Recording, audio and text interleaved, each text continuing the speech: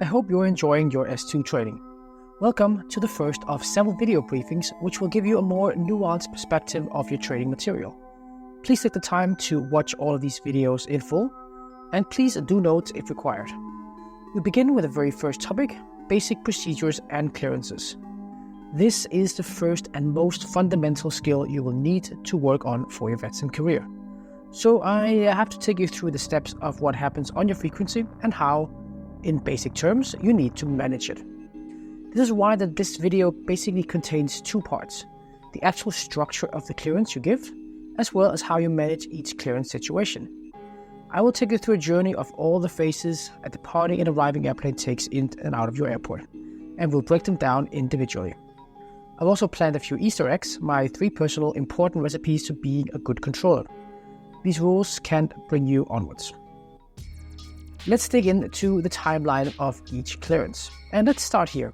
When I say clearance, do not be confused. Confused by the fact that every clearance is actually broken into 3 different types of clearances with different rules. A clearance, an approval, and an instruction. These are subgroups, but for the sake of more precise and to make it a little bit easier in this presentation, we'll just label them as clearances. The exact differences are highlighted in the physiology chapter. So let's dig into the timeline.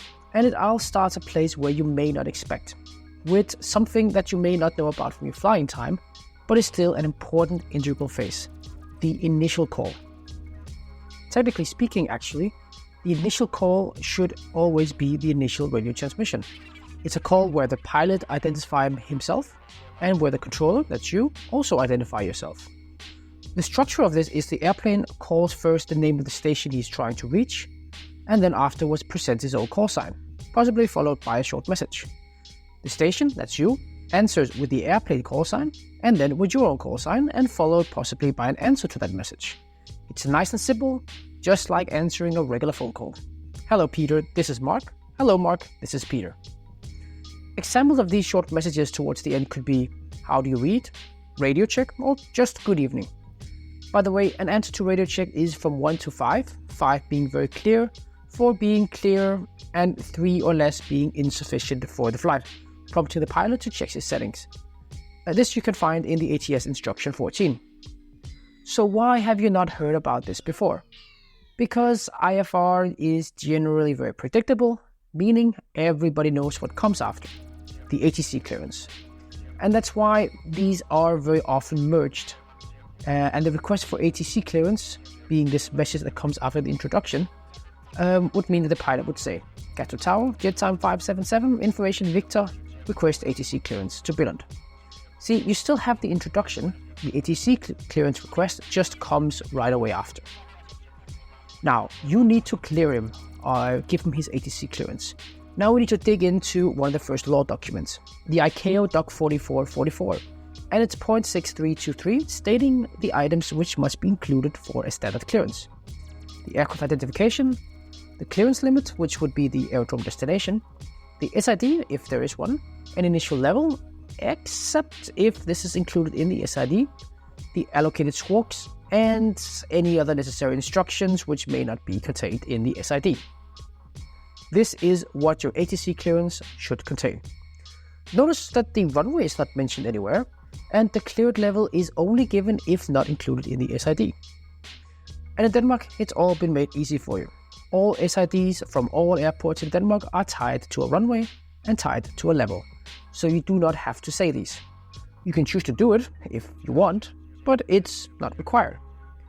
So the call sign, jet time 377, the clearance limit, cleared to Billund via the SID, Odin to Charlie departure, squawk 7371. We do not add any other instructions when that SID is filed because all the important information is contained in said SID. That's it. You can give the clearance, the pilot will read the clearance back, and you will say, read back correct, followed by any relevant information or instructions. And here comes essential lesson number 1. Always say stuff which is relevant. You have to learn already now that frequency time is precious. And often new controllers, they love to talk because they think they sound cool. But trust me, it is not. If you want to say something to the pilot, make sure it's something relevant and something that makes sense. For example, read back correct, report ready for pushback. Well, the pilot knows that. It's not relevant. You want to say information Victor current. Maybe it's relevant, but the pilot already said he had the information Victor, so what's the purpose? It's like going to a shop saying, I have $20, I want a sandwich, to which the clerk tells you that you have $20. It doesn't make any sense. Think always about the relevancy of your messages and respect that frequency time is a sacred thing. So what is even relevant? Well, stuff that normally differs from normal procedures, like a delay can be expected, or pushback on discretion, or slot time, something like this. Can you give the Q&H? No, but we get to that in a moment. Because this brings us to the next phase, the pushback and startup. The pilot requests pushback and you will give it to him.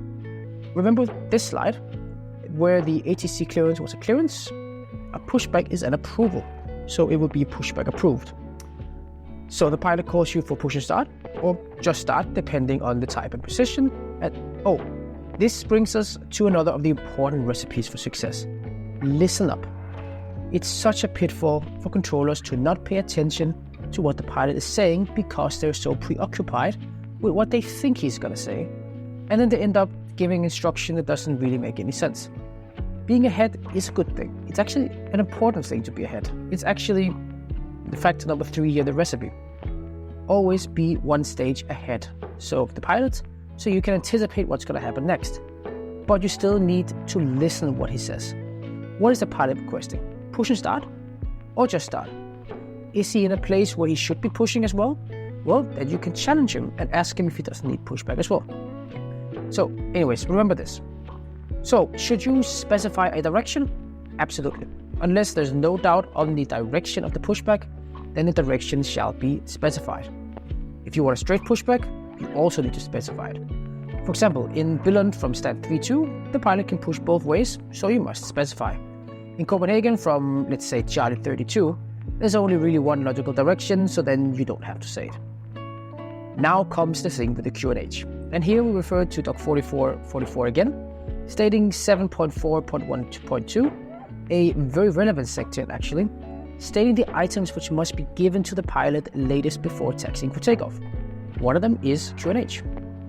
However, we give it with the pushback approval. Why?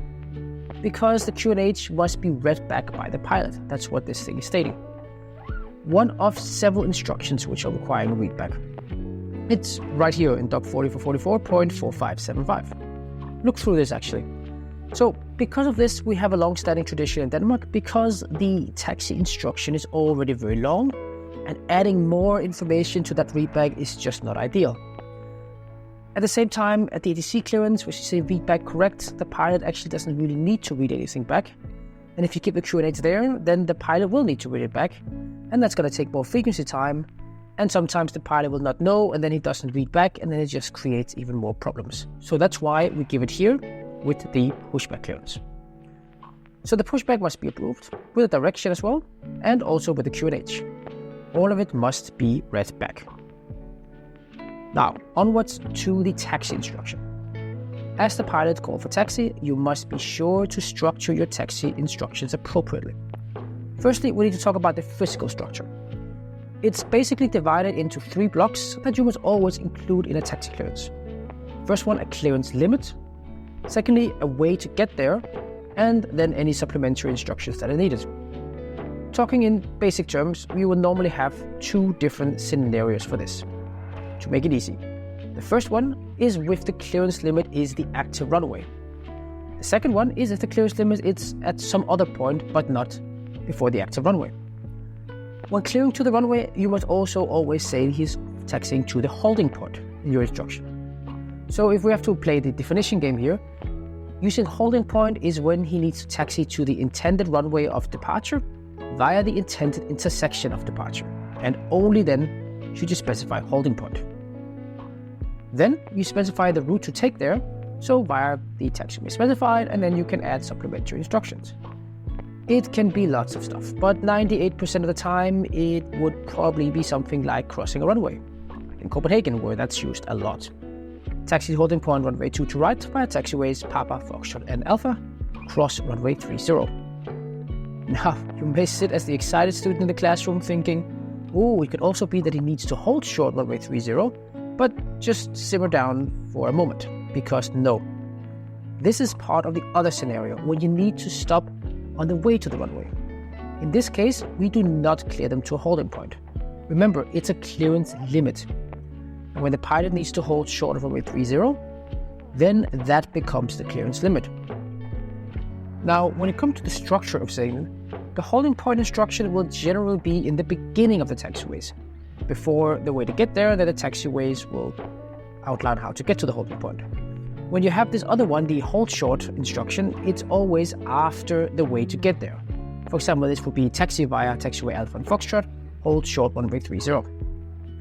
And remember, you cannot have two clearance limits. Decide where your clearance ends, either at the holding point or at a place to hold short, and then structure it from there. Hence, holding point and hold short at another place, they can never be in the same sentence. Let's just turn to the landing phase for a moment, because that has a taxi stage as well after landing, and it is completely the same. Except, of course, holding point is no longer used. Now it's the stand. It's basically the latest possible clearance limit the pilot can have. If you need to have a hold short instructions, well, you should not yet specify the stance. It has too much potential to create confusion and potential pilot deviation. So far, so good. Now we come to the last step, the most critical one, the takeoff clearance and the landing clearance. By the way, see, an initial call is also included when an airplane checks in for landing. Remember, it is at first contact and you must do the introduction the same way, but again, it is generally combined with advising the pilot that he is on the ILS. Now, there are a few very important structures you must remember, and these you must remember by heart from this moment on. They are that important. The takeoff and landing clearance has to be uniquely structured in order not to create confusion with any other clearance, instruction, or approval. By this, the runway designator has to be put before the clearance. This is in order for the clearance to sound different than any others. Therefore, it is runway 27 cleared for takeoff, runway 27 cleared to land. All other instructions that are containing the runway designator, they must, and I mean must, have the runway designator at the end in order not to create confusion. This means that it's continue approach, runway 22 left, land up and wait, runway 27, and then later it is runway 27 clear to land, runway 27 clear for takeoff. This is basic controllermanship and must be known. Other things that are to be advised during takeoff would be such as the wind, including any gusts. Do not include the variability.